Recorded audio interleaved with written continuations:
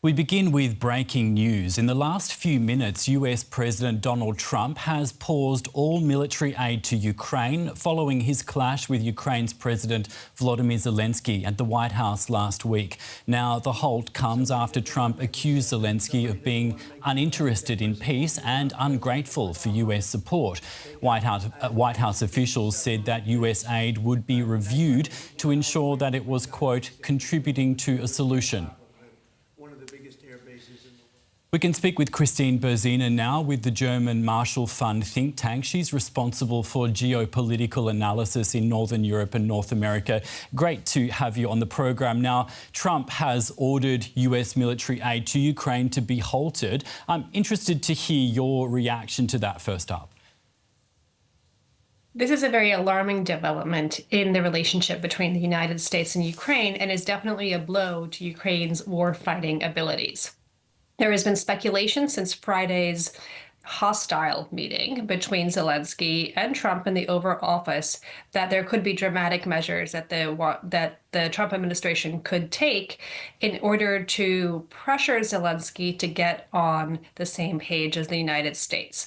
Now, what has been announced this evening here in Washington is a pause on these aid deliveries, but in many ways that is how a lot of Trump policies start, a pause for evaluation. And when it comes to USAID, for example, that pause has led to the halting of programming rather than resumption. So this puts Zelenskyy in a hard place. The question is, how does Ukraine act next? Does Zelenskyy become more in line with Trump's view on diplomacy? And this is another example of how Trump is prioritizing the speed of peace and getting to the negotiating table rather than any particular outcome in terms of what's in it for Ukraine.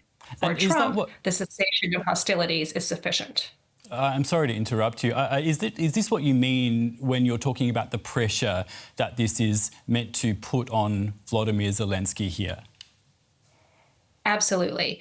So we saw on Friday that Zelenskyy was not interested in capitulating to Trump on his version of events, on his reading of Putin. He very much was still fighting for the narrative of Russia as the aggressor. Over the weekend at the London summit, there was a continuation of the need to have sufficient military aid so that a stronger position of Ukraine is attained for there to be good negotiations.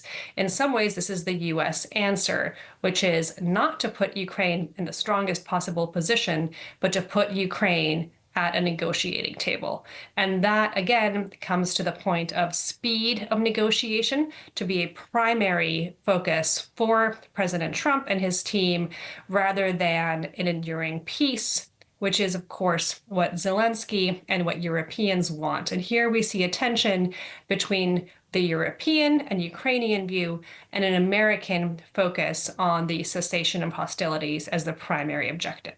Right. Now, Donald Trump seems to be losing his patience with Volodymyr Zelenskyy, just keeping in mind everything that you just said.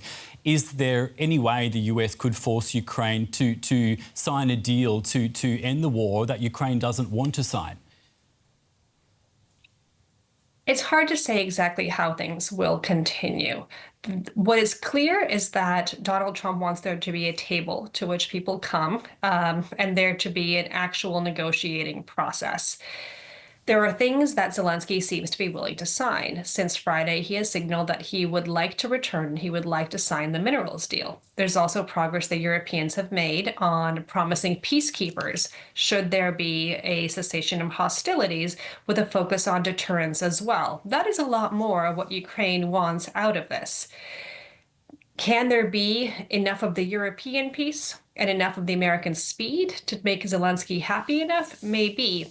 But again, it's going to be incredibly challenging as we move through the coming days and months to get to something that will be truly appreciated by the Ukrainian people. Now, if Trump is pausing military aid to Ukraine, we don't know how long for, how could this impact Ukraine on the battlefield in the immediate short term? This is going to be difficult for Ukraine. Ukraine has been relying on pre-allocated pre-financed U.S. aid, and that comes in terms of weapons deliveries. The U.S. is not the only aid provider, and the Europeans are very much talking about an additional 20 billion was the question a few days ago, but it could be much more than that in the future of military assistance.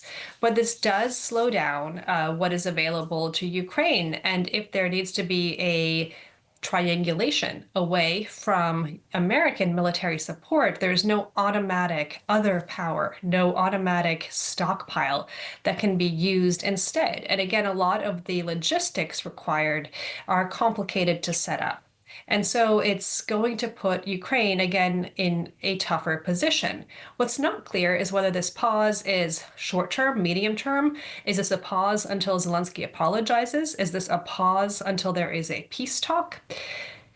That it seems that Trump very much wants to incentivize Putin to come to the table and also pressure Zelenskyy to come to that same table. Often in diplomacy, we talk about carrots and sticks. And right now, the carrots are being given to Putin, and the sticks are being used against Zelenskyy. And for Ukrainians and Europeans broadly, this doesn't seem fair. Kristine Berzina with the German Marshall Fund speaking to us on this breaking news of the Trump administration pausing military aid to Ukraine. Kristine, we really appreciate that. Thank you.